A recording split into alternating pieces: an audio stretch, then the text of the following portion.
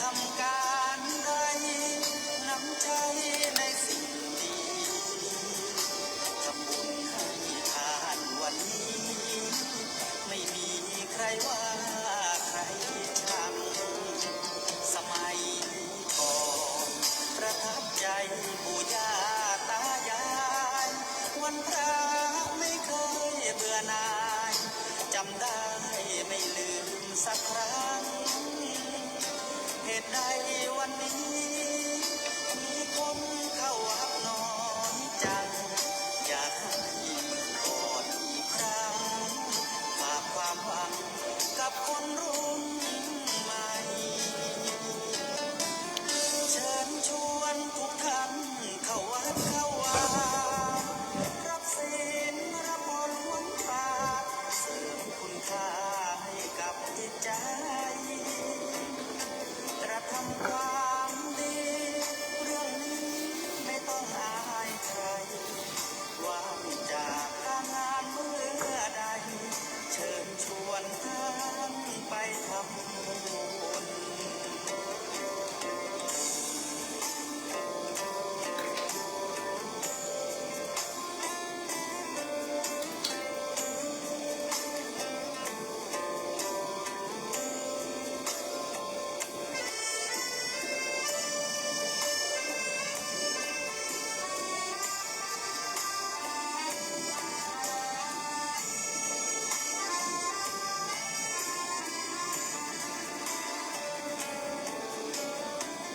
เชิญชวนทุกท่านเข้าวัดเข้าวารับศีลรับพรหลวงตาเสริมคุณค่าให้กับจิตใจกระทำความดีเรื่องนี้ไม่ต้องอายใครว่างจากการงานเมื่อใดเชิญชวนท่า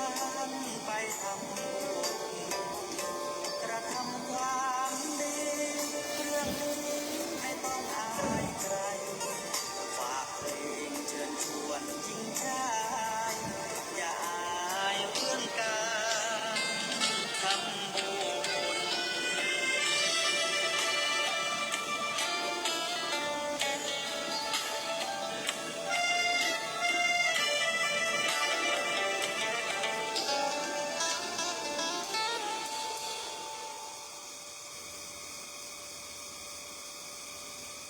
ข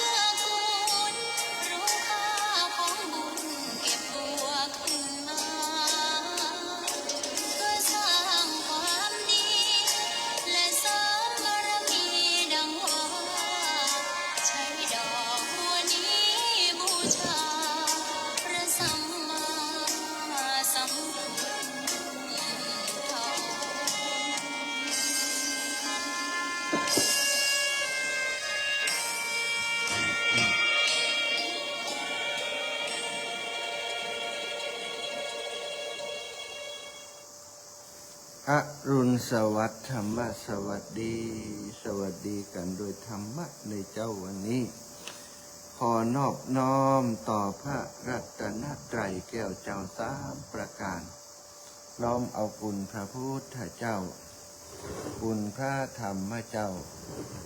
คุณพระสังฆเจ้าคุณพระอรหันตเจ้าอริยสงฆ์เจ้าจุตนจุองค์ได้เมตตาแผ่ปรมีมาเป็นนวโลกุตรธรรมปกเก่าเกษาปกห่มรักษาครูบาอาจารย์พระมหาเถระพระเถรานุเถระเพื่อนสหธรรมิกสหพรหมจารีทุกรูปทุกองค์พวกผมรักษาศรัทธาสาธุชนคนดีเท่าแก่อีป่อยอีแม่ทุกท่านทุกคนที่ติดตามรับฟังรายการสารธรรมยามเจ้าเสียงธรรมแสงอรุณธรรมะจากยอดดอยปกติจะเป็นท่านอาจารย์วรรณชัยชยานันโทแต่วันนี้ครูบาอาจารย์ติดภาระติดธุระนะต่างศาสนางานที่จะต้องปฏิบัติหน้าที่ในช่วงเวลานี้พอดีก็เลยได้คืนเวลามาต่างสถานีก็ได้ประสานมาเตี่ยตมาภาพว่าวันนี้เข้ารายการแทนท่านอาจารย์วรรณชัยกำเนิดเนาะก็รู้สึกเป็นเกียรติและก็ยินดีรับใจครูบาอาจารย์ยินดีช่วยเหลือการงานครูบาอาจารย์ทุกรูปทุกองค์อยู่แล้วนะวันนี้ก็อยู่ในช่วงที่ตัวเองปฏิบัติหน้าที่ในการเดินธุดงค์ธรรมยาตราเพื่อการศึกษาช่วงตอนเช้าเวลานี้ก็บ่มีหยังนะเตรียมขอบเต็มครัวแล้วก็เดินบิณฑบาตวันนี้อาตมาภาพได้เดินทางมาถึงอำเภอเวียงป่าเป้าเป็นวันที่2วันแรกคืนแรกนะแต่คืนนี้ตะวันนี้มาถึงตอนเย็นแล้วประมาณ5:30มาถึงที่นี่แล้วก็ได้มาพักผ่อนมาหยอกมายั้งที่สุสานประชาบ้านกูที่อำเภอเวียงป่าเป้าก็มาจัดรายการที่นี่สถานวันนี้พวกกำนันศรัทธาผู้ใหญ่ศรัทธาญาติโยมในพื้นที่รอบๆบริเวณที่กูเมนของเฮาอยู่ที่นี่ได้บอกว่าขออาจารย์ออกบิณฑบาตจ้าสักหน่อยเนอะจะมาใส่บาตรขำตีนี่ จะมาใส่บาตรที่สุสานนี่ก็อนุโลมตามตีต่างศรัทธาญาติโยมเปิ้นนิมนต์ร้องขอร้องไว้เนาะศรัทธาญาติโยมอีกป่อยแม่ทั้งหลายก็เป็นตนปฏิบัติเป็นตนที่ทำหน้าที่ตนนิมนต์ศรัทธาญาติโยมนิมนต์ร้องขอร้องไว้ก็ปฏิบัติหน้าที่ตามที่ร้องขอมาเนาะศรัทธาอีกป่อยแม่ทั้งหลายวันนี้วันที่6นะวันอาทิตย์ที่6เดือนเมษายน2568ถ้าอูถึงเมษาก็บ้านเฮาก็ฮู้กันดีเป็นเทศกาลสงกรานต์ปีใหม่เมืองเป็นเดือนที่มีความสนุกสนานนะแม้กระทั่งอากาศมันจะร้อนนะเมษานี่มีหลายเรื่องหลายเล่าสถานเนาะอากาศร้อนตัวแล้วก็ม่วนนันจันเล่าเล่นน้ำเล่นท่ากันเทศกาลสงกรานต์หลายคนผ่านร้อนผ่านหนาวผ่านเทศกาลสงกรานต์มาเป็นเวลาเมินนานบางฝ่องก็ผ่านมาได้90 กว่าปีแล้วหลายท่าน100 กว่าปีก็ยังมีผ่านสงกรานต์มาแต่ได้เล่นสงกรานต์ได้เข้าใจคำว่าสงกรานต์มากน้อยเพียงใดนั้นก็แล้วแต่ตนตัวของบุคคลแต่ละคนไปบางคนก็บอกว่าสงกรานต์มีไม่ยังสงกรานต์แปลว่ายังก็บอกว่า ก็คือสงกรานต์นะสงกรานต์ก็คือเล่นน้ำดำหัวไปวัดแห่ไม้คำสีคนใช้เขาวัดบ่อีกน้องหูเข้าใจสงกรานต์ว่านึกสงกรานต์ก็นึกได้แค่นี้สถาญาติโยมความจริงแล้วมีเปิดเรียกว่าปริศนาธรรมรหัสธรรมแต่อาจารย์วรรณชัยก็ว่ารหัสกรรมรหัสธรรมเนาะรหัสกรรมรหัสธรรมที่ซ่อนไว้ในวันสงกรานต์มีเยอะสถาซ่อนไว้ในหลายมิติด้วยกัน มิติของเจ้าบ้านมิติของศาสนาเนาะมิติของเรื่องการประพฤติปฏิบัติธรรมซ่อนอยู่ในประเพณีวันสงกรานต์เป็นประเพณีที่ มีมี มีข้อคิดมีข้อธรรมมีข้อปฏิบัติอยู่หลายอย่างจึงทำให้เป็นที่นิยมสถาเกิดประโยชน์กับการนำมาประพฤติปฏิบัติเป็นสิ่งเป็นทำให้คนทั้งหลายยึดถือประเพณีนี้สืบต่อประเพณีกันมาเมื่อนานถ้าอูถึงก็คงจะก่อนสมัยพุทธกาลนะสถาญาติโยมทำไมอาตมาถึงว่าก่อนสมัยพุทธกาลก็เรื่องเล่าตำนานมันก่อนนั้นน่ะเนาะ ก่อนสมัยพุทธกาลเนี่ยกบิลพรหมก็ดีธรรมบาลกุมารนี่ก็ดีนี่มันเกิดสมัยก่อนสมัยใดหมอว่าเนาะดึกดำบรรพ์มาแล้วเกิดมาแล้วก็เป็นเรื่องเล่าเป็นตำนานติดปราชญ์โบราณเปิ่นผูกเป็นปริศนาธรรมไว้หลายอย่างหลายประการสถาวันนี้ก็จะไขปริศนาบางส่วนบางข้อเนาะที่เป็นประโยชน์ก็แล้วกันคำว่าสงกรานต์สงกรานต์กับว่าการก้าวไปการก้าวหน้าไปการก้าวหน้าไปการก้าวหน้าไปของวันของเวลาของสิ่งต่างๆของมนุษย์ของคนทั้งหลายตัวคำว่าก้าวไปสังกะละสังสงกรานต์นี่การก้าวไปเป็นภาษาสันสกฤตสถานก้าวไปตั้งหน้าก้าวไปตั้งหน้าเจริญไปตั้งหน้าก็ได้นะการก้าวไปตั้งหน้าสงกรานต์มีที่มาทางภาษาเป็นแบบนี้ก้าวไปตั้งหน้าอย่างไรอย่างเวลาสถาญาติโยมเวลามันก้าวไปตั้งหน้าเวลาเปิ่นถือเอาอย่างเดือนเมษาเป็นเดือนวันเป็นเดือนที่เปลี่ยนเป็นเดือนที่เปลี่ยนราศีจากราศีมีนเป็นราศีเมษราศีมีนเป็นราศีเมษวันที่เวลามันก้าวข้ามไปหากันเนี่ยจากราศีมีนไปถึงราศีเมษตามหิดห้อยแบบเบาก่อนเก่าโบราณเก่ากี้นั้นเปิ่นถือจันทรคตินะสถาจันทรคติเปิ่นก็จะคำนวณทุกปีนี้ปีนี้มหาสงกรานต์หรือว่าวันก้าวข้ามวันที่สังขารจะหล่องวันใดวันมหาสงกรานต์วันปากปุ๋ยปากเดือนปากยามวันใดเปิ่นจะไล่กันละเอียดโมดนะแต่เนื่องจากว่าโลกปัจจุบันสังคมปัจจุบันนี้เขาบ่ได้ถือปฏิทินจันทรคติกันเจ้าบ้านทั่วไปเอาง่ายๆก็80%เปิ้นถือโลกสากลเปิ้นถือโลกสากลเอาวันที่1 มกราเนี่ยเป็นปีใหม่เป็นวันต้นปีวันสงกรานต์ก็เอาแต่ว่าวันสงกรานต์เปิ้นก็ล็อกวันไว้เปิ้นบ่เอาจันทรคติครับอย่างที่ครูบาอาจารย์เปิ้นกำหนดจันทรคติที่กำหนดนี่มันก็เคลื่อนไปปีนี้บางเถื่อก็ไปจับกับวันที่14บางปีก็ไปจับวันที่13เนี่ยสถานมันเลื่อนไปเลื่อนมามันก็ยุ่งหัวเขา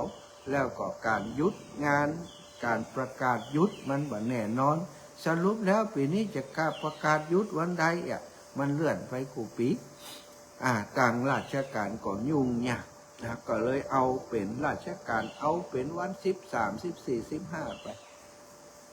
13สังขารหล่อง14สงกรานต์15ปากปีเนาะ13สังขารหล่อง14วันเนา15เป็นวันมหาสงกรานต์อย่างเงี้ยนะเป็นอย่างนี้ทุกปีถ้าตามปฏิทินของราชการหรือว่ายุคใหม่สุริยคติเนาะถือเอาสุริยคติแต่ถ้าจันทรคติของเฮานี่ก็เปิ้นบอกว่ามหาสงกรานต์การก้าวข้ามปีนี้รู้สึกว่าจะเป็นวันที่14เนาะตามปฏิทินตามไอ้อย่างนั้นนะอันนี้ก็บ่ต้องถือเป็นมติแน่นอนเถอะเราฟังจากครูบาอาจารย์อาตมาบ่ได้ดูปฏิทินแล้วก็ติอู้นี่นะ แต่อู้ว่ามันมีการเปลี่ยนแปลงอย่างนี้นะอันขยับไปขยับมาทางราชการก็เลยกดเอาเลย13 14 15เป็นวันสงกรานต์ ใครจะว่าจะได้ก็แล้วแต่ครูบาอาจารย์เนาะสถานแต่ความหมาย ความหมายก็คือสงกรานต์การเข้าก้าวข้ามก้าวอย่างแห่งวันก้าวไปตั้งหน้าของวันของเวลาของปีของเดือนราศีเมษราศีมีนก้าวข้ามราศีเมษวันที่เต้าอี้ก็ถือเป็นวันสงกรานต์นั้นของปีนั้นสถานราศีมีนก็เดือนมีนาเนาะเดือนมีนาราศีเมษก็คือเดือนเมษาเนี่ยวันเวลาติดก้าวข้ามผ่านกันก็อยู่ช่วงกลางพอดี13 14 15เปิดถือเอาอย่างนี้สถานนี่ก็คือติมาติไปเวลามันก้าวข้ามไปสถานเวลานี้มันก็กินตัวมันตัวนะอย่างวันแต่ละวันที่มันก้าวข้ามก้าวล่วงไปเนี่ยอย่างวันนี้วันที่ตะวะเอาตะวะก่อนตะวะวันที่5บัดเดียวนี้ก้าวข้ามมาแล้วข้ามมาวันที่6ถ้าเขาจะเอาตามจริงก็คือข้ามมาแต่คืน12:00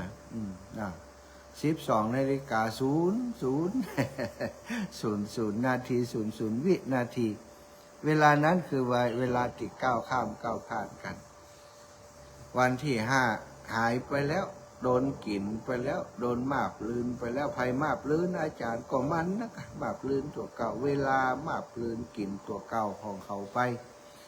บัดเดียวนี้ก็งูกินหางกาบกินตัวเก่าไปกินลืนละบัดเดียวนี้ถ้าอูถึงเวลาก็ลืนตัวเก่าลืนวันที่6มาได้กี่นาทีล่ะวันลืนวันที่6มาได้ถึงบัดเดียวนี้กี่ชั่วโมงก็นับชั่วโมงมาเลยลืนกันตั้งแต่วินาทีแรกมาจนถึงบัดเดียวนี้บัดเดียวนี้6 นาฬิกาเนาะ6 นาฬิกาต่อ6 นาฬิกา19 นาทีเนี่ยมันก็ลืนตัวเก่ากินตัวเก่ามาอย่างนี้กินตัวเก่ามาถึง6 ชั่วโมงกับ19 นาทีแล้วมันก็จะลืนไปจนหมดเที่ยงตอนเที่ยงคืน วันที่6ก็จะหายไปแฮมะเวลามันกินตัวมันไปก็ข้ามไปแล้วก็กินแล้วก็ก้าวไปตั้งหน้าติ๊กกินไปตั้งหน้าติ๊กสถานเปิ้นถึงบอกว่าเวลากลืนกินสรรพสิ่งและตัวมันเองสถานก้าวไปตั้งหน้ากินไปติ๊กอันนี้คือเรื่องเวลาวยะวัยเวลานี่ก็คือความเสื่อมไปความสิ้นไปสถายปล่อยแม่ตั้งหลายแสดงว่าทุกปีทุกวันทุกเวลาทุกนาทีชีวิตของเฮาติก้าวไปโดยเวลาเหมือนกันบ่สามารถยอกยั้งอยู่กับที่บ่ฮื้อเฒ่าฮื้อแก่ฮื้อเจ็บฮื้อป่วยฮื้อป่วยฮื้อตายได้ขยับไปกับวันเวลาติ๊กเป็นการเตือนให้เฮาได้รู้ได้เข้าใจว่าชีวิตมันบ่อยู่นิ่งนะมันจะต้องไปติ๊กนะมีอะไรอย่างก็ต้องหีบทำเหียนาคุณงามความดีที่จะเป็นมังคละเป็นมงคลเป็นประโยชน์แก่ตนตัวของเฮาอย่างในช่วงเทศกาลสงกรานต์นั้นโบราณนักปราชญ์ราชบัณฑิตทั้งหลายก็ผูกข้อคิดปริศนาธรรมหือกระทำกันในด้านความสนุกสนานของสงกรานต์มุ่งไปด้านบันเทิงก่อนปกติแล้วคนเฮาจะทำการทำงานการทำงานประกอบอาชีพของเฮาเนี่ยตั้งแต่เดือนอย่างปีหนึ่งก็12 เดือนสถาญาติโยมแต่ว่าเดือนเมษายนนี้ช่วงกลางเดือนเป็นวันที่ได้หยอดได้ยั้งได้พักผ่อนคนสมัยก่อนการทำงานหนุ่มสาวเบาสาวตึ้มได้ปะกันต่างคนกับต่างอยู่ให้ไผส่วนมันได้ปะกันได้หันกันพร้อมปะกันไม่ได้หันกันการแต่จะมีลูกมีผัวกันที่จะมีลูกมีเมียก็ต้องอาศัยว่า มันต้องมีการมีงานที่ได้พบปะกันนะคนสมัยก่อนเลยบาง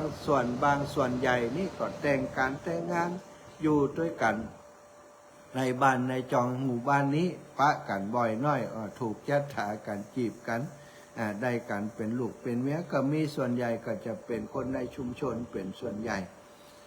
ทีนี้เพื่อมีประเพณีสงกรานต์มันก็เป็นข้อดีว่าถ้าสงกรานต์มาถึงมันมีกิจกรรมอย่างนี้เนาะต่างบ้านต่างจองก็มาแอวบ่าวบ้านเหนือสาวบ้านใต้ไปปะใส่กันบ่าวต่างบ้านต่างเมืองกรุงเทพกรุงไทยมาตอดผ้าป่ามาตานผ้าป่าหมู่บ้านนั้นหมู่บ้านนี้มาปะใส่สาวงาม ต่างบ้านนั้นก็ปลาสาวงามปิกไปกรุงเทพสมหวังก็มีพิษหวังก็มีแล้วก็บางทีเนาะก็เป็นหนุ่มในพื้นที่พื้นถิ่นไปปะสาวต่างบ้านต่างจองตีมาในการในงานของปีใหม่สงกรานต์นี่มันก็เป็นอย่างนี้ก็เป็นประเพณีเหมือนกับว่าเปิดโอกาสเนี่ยให้หนุ่มสาวเปิดได้มาพบมาปะกันในช่วงเทศกาลนี้แล้วก็เปิดโอกาสให้คนที่มีญาติกาพี่น้องวงวานต่างๆช่วงปีใหม่สงกรานต์ไปเยี่ยมไปยามไปแอวหากันบางเกือบางทีคนในหมู่บ้านเฮานี้นะไปมีครอบครัวอยู่ต่างบ้านต่างอำเภอต่างจังหวัดเพิ่นก็ได้ปิกมาหาปิกมาแอวกลับมาบ้านเกิดเมืองนอนปาครอบครัวปาลูกปาหลานมาแอวมาไหวมาสามาสักการะบูชาปิตามารดาปุตตาหน้าลงที่ยังอยู่บ้านเกิดของตัวเก่านี้ก็เป็นสิ่งที่ทำให้เฮาได้หันถึงความสำคัญความจำเป็นของวัฒนธรรมประเพณีสมัยก่อนเนาะอีปออีแม่ทั้งหลายสมัยเตียวตังเดินไปหากันมันก็เป็นตาดีม่วนอาตมานี่ยังจำเหตุการณ์สมัย ไปดำหัวกับพ่อกับแม่ได้เปิ้นจะมีการทำบุญก่อนเนาะขนทรายเข้าวัดแห่ไม้สาลีไปตานไปอย่างตีวัดเรียบร้อยทำเป็นมังคละเป็นมงคลกับตนกับตัวกับบ้านกับจองกับหมู่บ้านชุมชนแล้วละกากำนั้นเปิ้นก็จะเป็นช่วงที่จะไปแสวงบุญไปแอวหาพี่หาน้องต่างนอกเป็นภาคของความสนุกสนานบันเทิงไปแอวหากันก็จะมี ระหว่างเดินทางนะระหว่างเดินทางมันก็ร้อนอากาศมันร้อนนาเมษานี่เจ้าท่าอากาศร้อนหัวเหมือนจะพุดจะหล่อนก็ไปปะใส่โมงน้ำ คนที่หดน้ำส่วนใหญ่ก็จะเป็นละเด็กละอ่อนลูกหลานน่ะละอ่อนสมัยก่อนมันนักหรอกสุดตังสุดกองเปียสุดกองสถาตักน้ำมาใส่โอ่งใส่ถังไว้เปิ่นไก่มาหดน้ำนะเอาน้ำหดเปิ่นเดินทางไปที่ไหนแต่นี้มันตึงเปียนะสถานเนาะเปียสุดตังนะเปิ่นหดน้ำกันสุดตังหดน้ำม่วนนานกันเราอ่อนตีหดน้ำก็เปียหลอกชอบแสกวันคนเพราะเป็นไข้ แล้วก็คนแก่คนเฒ่าที่เดินทางก็เปียบหลอกชอบแสกสถาเพิ่นก็เอาควายใส่ถุงใส่อย่างมัดปากมัดถุงไว้เหี่ยดีๆก่อนมาอันมันจะเปียตัวกันเดินไปสุดต่างสุดบานก็เปียกันไปเย็นสบายกันสถาอากาศร้อนอากาศร้อนแต่ว่าตัวเย็นใจเย็นมีความสุขกันบางทีก็ไปเป็นหมู่เป็นคณะร้องลำทำเพลงเคาะกะละมังเคาะทางเคาะเปตัวกันไปร้องเพลงไปว่ายังเป็นม่วนเป็นหมู่เป็นมัวซะไปปะมงเราก็กินเหล้ากันนั่นคนหู้จักกันเราไปไหนดีจะไปดำหวยป่อแวะนี้ก่อนแวะมาก็จดเรากันบางคนไปถึงบ้านตัวเก่าเมายุบไปก็มีน่ะมาได้ดำหัวพ่อแม่กำเมายุบไปเหี้ยแต่ว่าคนที่เปิ้นถือว่าบ่ได้ดำหัวพ่อแม่บ่แวะมากินแต่ก็มีไปดำหัวพ่อดำหัวแม่ดำหัวปุตตาหน้าลุงเรียบร้อยก่อนเรื่องกินเรื่องอย่างไว้ทีหลังแล้วก็บ้านเก่าเนาะบ้านเก่าบ้านกกบ้านป่อบ้านแม่นั้นก็จะไม่ลูกหลานมาประชุมจุ่มนุมกันนะเนาะลูกที่อยู่ที่บ้านสืบหอแตนเฮือนก็ทำหน้าที่เป็นคนต้อนรับทำกับข้าวกับปลาปีอายใต้หัวมากับปุตตาหน้าลุงมาก็เอามากินข้าวกินปลาก็แหน่เปิ่นจะด่าขันข้าวเฮือถ้ากินข้าวอิ่มแล้วก็ดำหัวเรียบร้อยกาบางคนก็ดำหัวก่อนเดี๋ยวกินข้าวดำหัวก่อนดำหัวด้วยกันเรียบร้อยก็กินข้าวกินปลาส่วนเสเฮฮาต่อจากนั้นก็เป็นเหล้ายาปลาปิ้งก็ว่ากันไปเป็นกลุ่มเดี๋ยวก็กลุ่มนั้นกลุ่มนี้มาก็กินเหล้ากินยาด้วยกันหมู่ที่เรียบร้อยแล้วก็ลงกลับไปเปลี่ยนหมุนเวียนกันอย่างอีสถาคู่บ้านคู่หลังหอหลังเฮือนเป็นที่คึกคืนหม่วนนันสันเล่าลูกหลานกันเต้ามากลับมาบ้านมาจองคนที่เป็นครูบาอาจารย์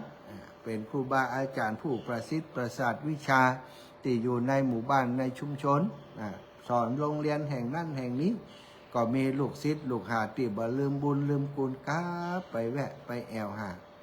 ไปแอวหาปุตตานาลุงไปแอวหาครูบาอาจารย์ไปกะละวะดำหัวเป็นประเพณีที่ทำแล้วมันเกิดประโยชน์ในด้านของเรื่องคลายความร้อนคลายความร้อนเนี่ยทำมาหนังร้อนอยู่ขั้นเขียบจะ สงกรานต์มาช่วงที่ร้อนที่สุดเนี่ยปากันทำฮดน้ำกันดีกว่าเนี่ยฮดน้ำกันต่างคนต่างฮดต่างคนต่างม่วนด้วยกันในบัจใจว่าเปิ่นหมดไหนไอหมอนี่มาฮดคนอื่นเปียบ เดี๋ยวจะโดนตีสงกรานต์ก็เป็นช่วงอนุญาตเพื่อการสาดน้ำกันได้เล่นน้ำกันได้เป็นความสนุกสนานบัถือโทษโกรธไผแต่ยุคสมัยมันเปลี่ยนมาเดียวนี้เอาปืนฉีดกันโคตรกันเอาน้ำสาดกันรถฉลบรถนี้ก็ปีเป็นคดีเป็นความก็มีสมัยก่อนมันสมัยเดินเนาะสมัยนี้มันสมัยรถละอ่อนฮดน้ำก็เป็นตาดีอินโดฮดน้ำเป็นปิดกระจกเหี่ยฮดรถเอาอย่างศรัทธาคนมันก็เลยบัดสัมผัสกับประเพณี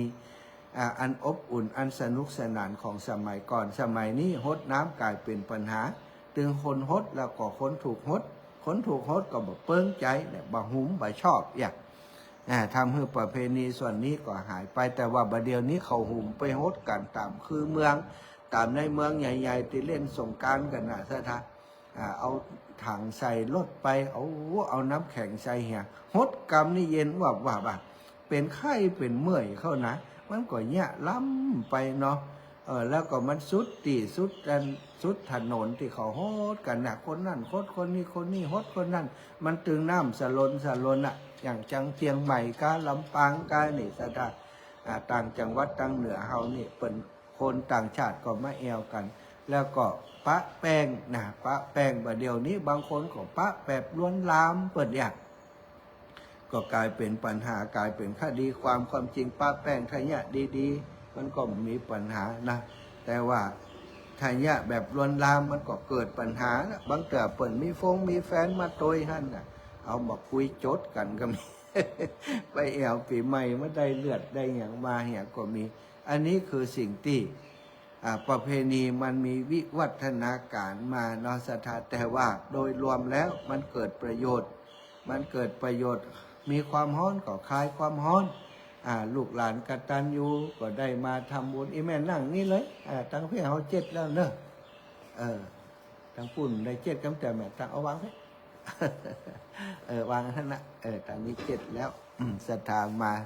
ใส่บาตรพอดีเนอะญาติโยมทั้งหลายเนาะอันนี้ก็เป็นเรื่องราวของประเพณีการก้าวข้ามของวันเวลา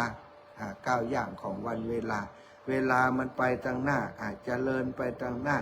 คนเฮาก็เหมือนกันศรัทธาถ้าคนเฮามีธรรมะอยู่ในใจเวลาที่มันก้าวไปเนาะมันกินไปแต่ว่าคนของเฮาถ้าก้าวไปถ้าเฮาหู้ธรรมมีหลักธรรมอยู่ในใจมันก็ก้าวไปสู่ความเจริญถ้าเฮาเข้าใจในหลักธรรมต่างๆหลักธรรมในพระพุทธศาสนาก็สอนให้คนเฮาบ่ยึดมั่นถือมั่นประเพณีทุกอย่างที่มีอยู่นี้ศรัทธาเฮาจะไปยึดมั่นถือมั่นว่ามันบ่เหมือนเก่าบ่เหมือนเดิมแล้วบ่เดียวบ่ม่วนบ่เนี้ยบ่ไปบ่ทำมันก็เป็นสิ่งที่บ่ถูกต้องสงกรานต์เพิ่นมีให้คนเฮาทั้งหลายได้ถือปฏิบัติในสิ่งที่เป็นประโยชน์ที่เกิดขึ้นศรัทธาลองพอกะขนทรายเข้าวัดเข้าวาบัดเดี๋ยวนี้ทรายบางเตื้อบางตีมันก็แป้งนะเปิ่นก็เลือกเอาทรายดีๆบางเตื้อบางทีครูบาอาจารย์เปิ่นอินดูศรัทธาไปตักน้ำตาหนตางไปตักไก่มันบ่สะดวกก็สั่งเขาเอามาลงหน้าวัดเป็นน้ำแล้วเลยนี่เขาก็ไปตักปูจาเอาหรอกปูจาเอาคู่ละ10ละ20ว่ากันไปปูจาแล้วก็เอาไปกองคนทรายเข้าวัดไปการขนทรายเข้าวัดไปอย่างที่สมัยก่อนที่เฮาเข้าใจกันที่เพิ่นบอกไว้ก็คือบางเตื้อบางครั้งบางทีเฮาเข้าวัดเข้าวาไปสมัยก่อนนี่วัดเปิ่นปูเป็นดินเป็นทรายอย่างนอกศรัทธาส่วนใหญ่ก็คือถ้าวัดนี่อย่างวัดอาตมายามน้อยเปิ่นเอาทรายถมหมดศรัทธาถมมันย่ำสบายตีนหรอก ทรายนี่มันระบายอากาศได้ดี ระบายน้ำได้ดีระบายน้ำได้ดีกว่าดินเพิ่นก็เอาทรายถมกันขึ้นทุกปีเวลาเฮาไปวัดไปว่าคนสมัยก่อนเพิ่นบ่สวมรองเท้าเข้าวัดสมัยนี้ใส่กันไปหมดบางทีรัฐพิธีนี่ใส่เกิบใส่รองเท้าเข้าไปเพื่อในวิหารพุ่นเปิ้นว่าเป็นชุดปกติเปิ้นอยากถอดมาได้เป็นชุดพระราชทาน สถานบัดเดี๋ยวนี้ทำไมอู้ถึงว่าเข้าวัดเข้าไปเหยียบวัดเหยียบว่าเหยียบไปในบริเวณกว่างกลางควงแก้วเป็นธรรมดาเนาะมันเป็นทรายบางเตื้อทรายติดเท้าติดอย่างเฮามาตลอดปีที่เฮาเข้าไปวัดไปทำบุญที่วัดใส่เกิบสมมติว่าใส่เกิบไปโอ้ทรายกี่เม็ดที่มันติดเกิบออกมาสถานนับบ่ฮู้นับบ่ถ้วนที่มันติดออกมาติดเท้าติดตีนออกมาเปิ้นก็ว่าปีหนึ่งนี่เฮาว่าเข้าวัดบ่ฮู้กี่ครั้งแล้วไปเอาทรายออกจากวัดมากลัวเป็นบาปเป็นกรรมว่ะเปิ้นก็เลยขนทรายเข้าไปวัดในปีใหม่สงกรานต์ถ้าอู้ถึงมันติดออกมามันก็ถึงปอคุกาสถานเนาะปอ นักกว่านั้นแต่เฮาขนไปต้องเอานักกว่าเพราะเป็นการชำระหนี้สงฆ์บ่ฮือเป็นบาปเป็นกรรมนี่เปิ้นคติเปิ้นถือนะเปิ้นก็ขนทรายเข้าวัดเข้าวาบางคนก็เอา9คู่บางคนก็เริ่มจากคู่เดียว3คู่9คู่ก็แล้วแต่ไผจะขยันช่วงที่ขนทรายเข้าวัดก็เป็นอันม่วนอันนั้นนะบัดเดี๋ยวนี้เปิ้นมีสมัยก่อนนี่ก็ร้องรำทำเต้นร้องรำทำเพลงก็ฮดน้ำกันไปนะขันหนึ่งก็ถือขันน้ำเอาน้ำไปโฮดกันนั่นก็ติ้วทรายไปติ้วทรายเข้าวัดเข้าวาแต่เปิ้นถือกันนะในกลางความแก้วบางทีเปิ้นบ่ฮือฮดน้ำกันบ่ฮือฮดน้ำกันเพราะว่ากว่าน้ำซินน้ำพาอย่างน้ำตัวของเฮาลดหลาดไปในความแก้วต่างๆแต่คนบ่เดียวก็ยังว่านักสถามันบ่สนใจแล้วนะว่าก็บ่เนี่ยกันไปหดน้ำกันไปเปี้ยบลอกชอกแซกแล้วก็บัดเดี๋ยวนี้ก็หันว่ามีดนตรีมีอย่างบางเถื่อก็วัดก็จัดดนตรีฮือพร้อมเนี่ยเอาเขาม่วนปะตะเต้นกันประสะหลอบเจดีก็เจดีทรายเต้นกันรำกันเข้ามาแม่เข้ามาลวดมาฟังเทศน์ด้วยป่ะครับรายการตัวปอบุญธรรมแม่นก็ปอบุญธรรมก็ใหญ่ปอเฉลิมปอบุญธรรมจะสูงกว่านี้นางเพ่ปอดต้นนั้นเปื้อนนะเก้าอี้มีพุ่นขนมาได้เลยจัดรายการแต่ท่านอาจารย์วันไม่ใช่นี่ศรัทธาญาติโยมก็เป็นประเพณีมันมีวิวัฒนาการก็คือการเปลี่ยนแปลงไปต่างหน้าบางเถื่อก็อาจจะถูกใจเฮาบางเถื่อก็อาจจะบ่ถูกใจเฮาใจปล่อยแม่ตั้งหลายจะถูกใจหรือบ่ถูกใจก็ขอให้เข้าใจว่ามันเป็นประเพณีมันเป็นประเพณีมันเป็นสิ่งที่เปิดทำสืบต่อกันมาปฏิบัติกันมาพังไปไหนกะพังเนาะแฮมซักได้ถวายก็ที่จะถวายที่จะไปก่อนก็ได้เดี๋ยวจะปั่นคนไปเด้อได้เดี๋ยวได้ถวายนี่เดี๋ยวจะปั่นป้อนไปคนไปนะถวายเลยอีแม่ก็จะพังกันได้ศรัทธาที่ตั้งบ้านกับงงไงอย่างยัดรายการจะได้ใช้บาตรสินี่ก็ลักไปลักมาครับคุยเอานะลัดไปครับคุยก็คิดว่าอยากจะไปเยี่ยมศรัทธาญาติโยมให้ได้นักที่สุดไปเมืองฝางก็เมืองฝางก็ครบหมดละเมืองน่านก็ครบหมดคนที่เปิ่นโทรหาเดี๋ยวจะไปเอวหาเน้อถ้าเดินทุดงจะไปเน้ออีกกันเนาะพอเขาไปแต่เขาก็อยากจะไปพบเปิ่นให้ครบให้คุยเป็นวันได้พบหมดว่ะบุญเป็นหน้าบุญเฮาเนี่ยไปพบเปิ่นหมดกินกันเลย จารย์จะไปที่สันกูท้องพระเจ้า สารกูทองวันนี้จะเดินเลาะตามแพะตามป่าบ้านเฮานี่ไปกัน วันนี้บ่ได้นัดหมายที่ไหนเตือแต่ว่าอันตั้งใจจะไปจ่วยสารกูทองวันที่วันที่10วันที่เปิ่นมี9 10 11เนาะ เจ้าแม่น ก็จะไปจ่วยเปิ่นเตรียมงานเห็นสักวัน2 วันก็ไปจ่วยเปิ่นเห็นเนาะอินดูครูบา ครับ บ้าน40,000เนาะ โยม อ่า จะไป ขอบคุณเนอะเดี๋ยวผ่านปอนก่อนเนาะ บาทคนนะครับ มีจื่อกี่คนที่มีจื่อเดี๋ยวจะถามเอาเนาะ มีเจ สาธุสาธุชัยยาสิทธิดิลิจะในวันนี้หากก็เป็นวันดีสลิสุปมังคละ อันประเสริฐล้ำเลิศยิ่งกว่าวันและยามทั้งหลายบัดนี้หมายมีเจ้ามูลราชธาโยมพ่อโยมแม่ทั้งหลายพี่น้องเวียงปะเป่าพี่น้องบ้านกู่ของเฮาที่นี่ได้น้อมนำมายังข้าวน้ำโภชนาอาหารพิกาหารทานมาถวายใส่บาตรมาต่อใจนั้นยังนำปัจจัยมาถวายร่วมบุญในโครงการธรรมยาตราเพื่อการศึกษาซึ่งก็หมายมีมูลราชธาแม่สมศรีใจบุญบ้านหัวเวียงป่อเฉลิมท่า พระอุปโลงค์ ท่าอุปรงค์ ครับ บ้านกูและก็นางสุวินอภิวงศ์พร้อมกับครอบครัวบ้านกูเขากะบ้านกูของเฮาที่นี่บัดนี้ตนต่ออาตมาภาพซึ่งเป็นศิษลิทรัพย์ปัญโยพระพุทธเจ้า ก็ได้ปฏิฆาหารับเอาแล้วก็ขออำนวยอวยใจเจ้ามูลสถาติกกิตนานามไปทุกท่านทุกคนพร้อมกับครอบครัวแห่งท่านเจ้าให้ใดอยู่ดีมีสุขให้ใดมีอายุมันขวัญยืนศรัทธาท่านเจ้าทั้งหลายจะเดินทางต้องกายเตียวกายขึ้นเนินล่องไตฉันใดในช่วงปีใหม่สงกรานต์ตลอดถึงตลอดปีตลอดไปก็ขอให้ได้เดินทางด้วยความปลอดภัยทุกที่ทุกแห่งทุกคนตลอดถึงญาติกาทั้งหมดทั้งมวลลูกหลานตันเตาแห่งท่านจะเดินทางกลับมาแอวบ้านแอวจองก็ขอให้เขาเจ้าทั้งหลายได้มีพระคุ้มครองให้เดินทางแคล้วคลาดปลอดภัยทุกคนทุก ทุกทนทุกท่านบุญกุศลที่ท่านเจ้ากระทำความเป็นในเจ้าวันนี้จักอุทิศะผลบุญทานไปให้บรรดาญาติทั้งหลายที่ล่วงลับมาลนาไปสู่ปาลโลกไปหน้า เจ้ากรรมในายเวรเจ้าเทวบุตรเจ้าเทวดาอินทรพรหมยมราชคุณนักน้ำปรมัยไอส่วนตลอดถึงสัมภเวสีเทวบุตรเทวดาทั้งหมดทั้งมวลที่ปกปักรักษายังคงเขตคล้องสถานสุสานปัจจาบันกูของเฮาที่นี่ก็ดีก็ขอให้ท่านเจ้าทั้งหลายนั้นเหล่านั้นมารับบารองเอาบุญกุศลนี้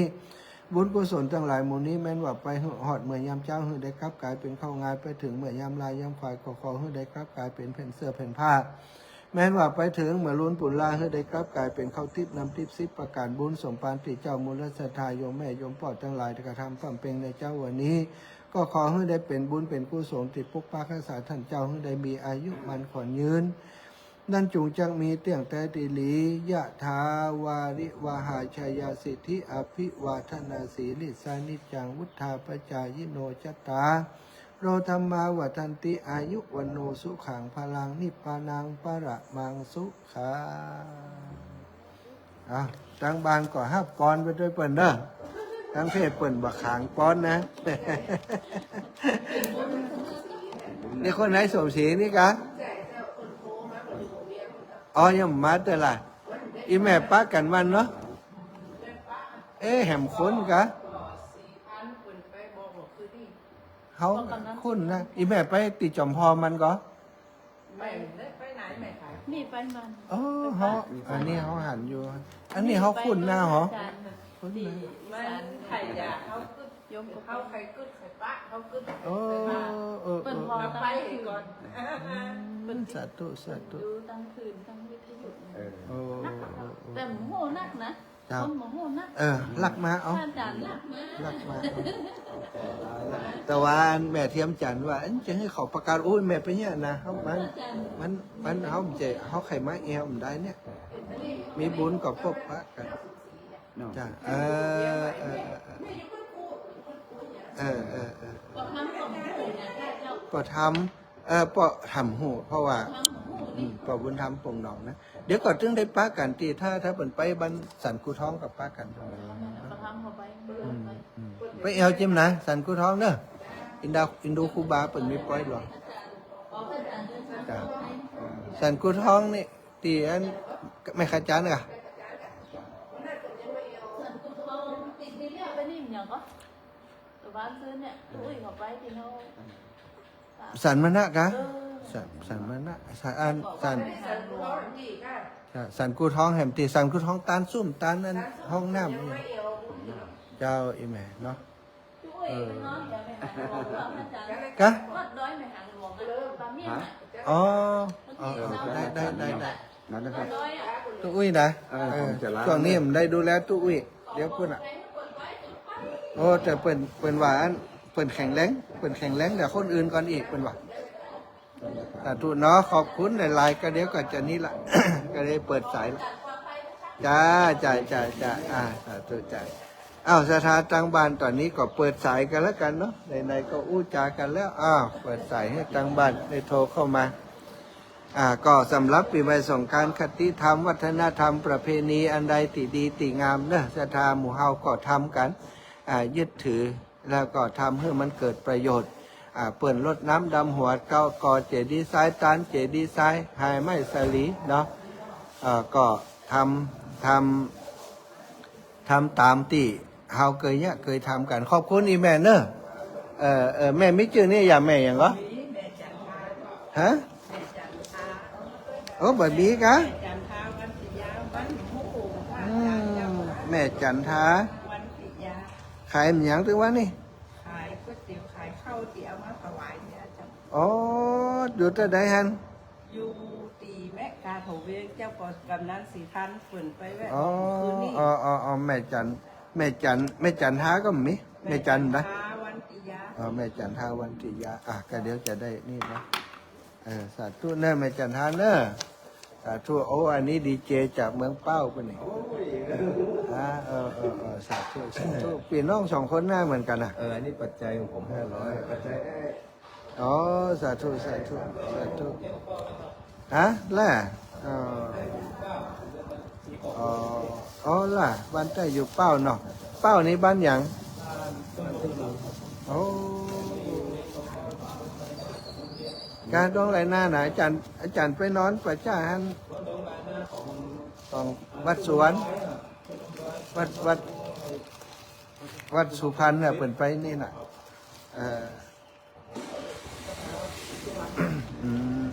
พังไปไหนกะดิเจ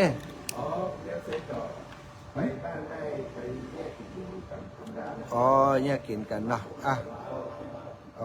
ดิเจเป็นชื่ออย่างก็บุญเย็นกับอู้ไทยก็เหมือนคนไทยน่ะเขากันเลยว่าคนไทยอู้ม่วนดีอู้เสียงดีมาก สาธุชัยยาสิทธิดิลิมูลศรัทธาคุณโยมบุญเย็นสิริปัญญาพี่น้องจากอำเภอเป้าได้ถวายปัจจัยร่วมบุญโครงการธรรมยาตราเพื่อการศึกษาจำนวน500 บาทและมูลศรัทธาคุณโยมกำจรสิริปัญญาเวียงปะเป้าได้ถวายปัจจัยร่วมบุญโครงการธรรมยาตราเพื่อการศึกษาแห่ง300 บาทปัจจัยแต่นั้นยังนำข้าวน้ำโภชนาอาหารพิฆาหารทานมาถวายใส่บาตรในเจ้าวันนี้โดยตนต่อธรรมาภาพเป็นสิสริสัพปัญญูว่าพุทธเจ้าได้ทับกำเปงตอนนี้ได้ทำทุดงควัตได้ปฏิบัติธรรมตั้งแต่วันที่19 เดือนกุมภาที่ผ่านมาจนมาฮอดถึงวันนี้ได้มาติสุสานปัจจาบันกูที่นี่ก็ขอเอาบุญกุศลทุกบุญที่ตนต่อธรรมาภาพได้สมาทานปฏิบัติธรรมทุดงควัตช่วยเหลือการศึกษาในคราวครั้งนี้จากวันที่19 กุมภาถึงวันที่19 พฤษภาที่จะถึงนี้ก็ขอเป็นบุญเป็นกุศลที่ศรัทธาท่านเจ้าจะพึงได้บุญอย่างเดียวกับที่ผู้ค้าได้จุดหนึ่งจุดประการนับแต่มีไปนาขอศรัทธาท่านเจ้าอยู่ดีมีสุขให้ได้มีอายุมันขวัญยืนจากหิก็ขอให้ปันมาจากหาก็ขอให้ปันได้ท่านเจ้าจะเดินทางขึ้นเหนือล่องใต้ต้องไกลเตียวไกลก็ขอให้ได้ปลอดภัยในทุกเส้นทางแม้จักอุทิศผลบุญตานี้คือยังเจ้ากรรมในเวรเจ้าเทวบุตรเจ้าเทวดาตลอดถึงญาติกาที่ล่วงลับมรณาไปสู่ปรโลกไปนาข้อเขาเจ้าทั้งหลายได้มารับมารองเอาบุญกุศลนี้ได้พ้นเสียจากที่ยากได้พรากเสียจากที่ทุกข์ให้ได้ถึงสุขเป็นที่แล้วคือเมืองแก้วยอดในหลับปานไปสู่ที่สุขสำราญแล้วก็ขอให้ได้ปิกมาขอให้ได้ไว้มาอำนวยเอาใจให้เจ้ามุลศรัทธา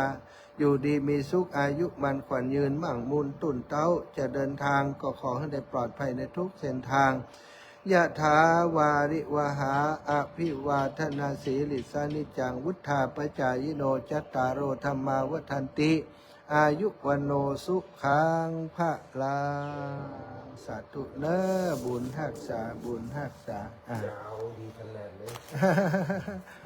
ศรัทธาญาติโยมที่อยู่ต่างบ้านเนอะตอนนี้เปิดสาย 0808844173 โทรมาได้เลยเนอะตอนนี้มีไลน์กันแล้วเนาะถ้าได้ที่ของตอนนี้จัดอยู่ที่ฝางอย่างเดียวล่ะ เปล่าครับ วัวเป้าอย่างเดียวเนาะก็เป็นของด้านรุ่นนี้ของเป็นสถานีเขาเองเนาะวันหลังวันได้ไปกับแม่ วันหลังก็เชื่อมรายการกับคืนสีขาวพงเด้อ ได้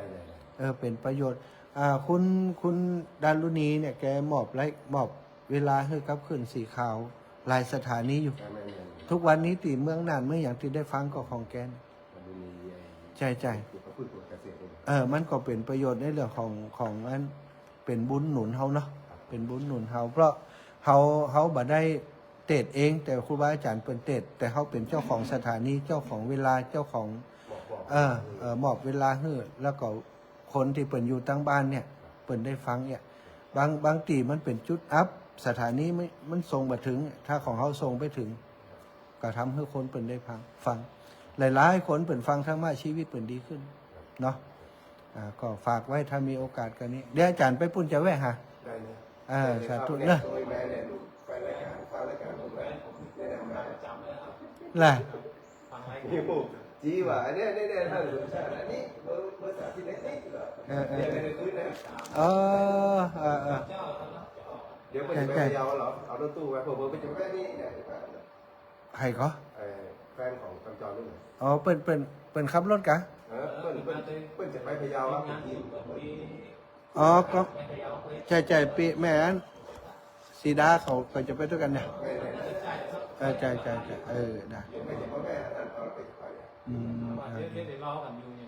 เป็นอย่างดีละก็เนาะก็ฝากไว้นะอยากให้ได้บุญด้วยกัน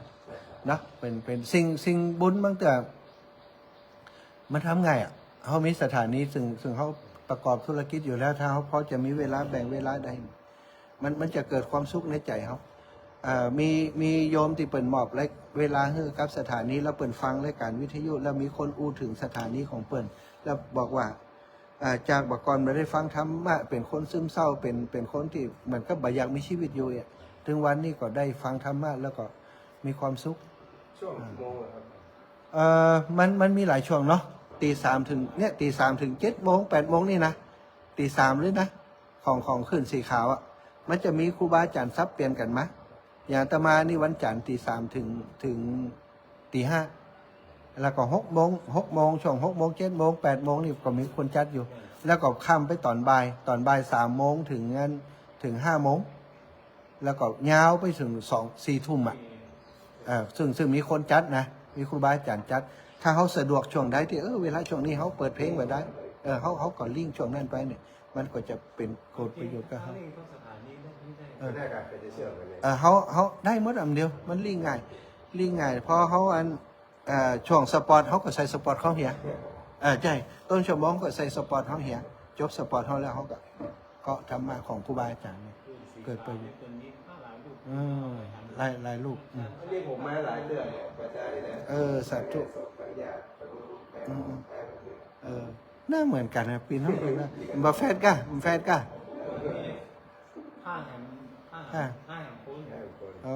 ดีละดีละเสียงงั้นอู้โทรศัพท์อาจารย์ว่าถ้าจะเป็นคนภาคกลางเป็นคนเสียงม่วนเสียงเข้าท่าเรื่องนี้เสียงดีแก้เสียงรอได้ดีมากสาธุเนอะสาธุได้พบปะกันเนาะเป็นวาสนาเนอะขอบคุณหลายเนี่ยเปิดฟังอยู่ที่ฝั่งก็อุตส่าห์มาเพศเนอะศรัทธาญาติโยมทั้งหลายศรัทธาญาติโยมท่านสาธุชนที่อยู่ตั้งบ้านตั้งจองเนาะอยากจะอู้ตัวก็โทรมาได้เนาะ0808844173อาจารย์เปิดสายได้ยัง0808844173เนอะเปิดสายให้แล้วเนาะเจโทรหาคุณ0808844173เนอะศรัทธาญาติโยม0808844173โทรมากันได้เลยบ่แน่ใจเนอะตอนนี้น้องเจได้เกาะสัญญาณเชื่อมสัญญาณไปแล้วยัง เนี่ย